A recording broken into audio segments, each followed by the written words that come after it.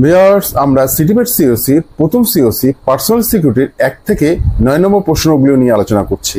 গত ভিডিওতে 7 নম্বর প্রশ্ন নিয়ে আলোচনা করেছি। আজকের ভিডিওতে 8 নম্বর প্রশ্ন নিয়ে আলোচনা করব। এই 8 নম্বর প্রশ্নের জন্য ফ্যাক্টরিতে একটি পলিসি থাকতে হবে।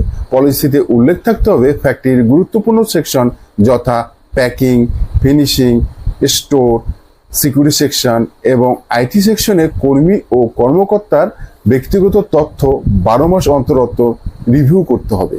এই রিভিউতে উল্লেখ থাকতে হবে ফ্যাক্টরির গুরুত্বপূর্ণ সেকশনের কর্মীগণের বর্তমান বসবাসের স্থান কোথায় এবং তার অতীতে দেওয়া মোবাইল নম্বরটি পরিবর্তন করেছে কিনা এবং তার আয়ের থেকে ব্যয় বৃদ্ধি হয়েছে কিনা এবং তার বর্তমান জীবনযাত্রার মান অস্বাভাবিক পরিলক্ষিত হচ্ছে কিনা।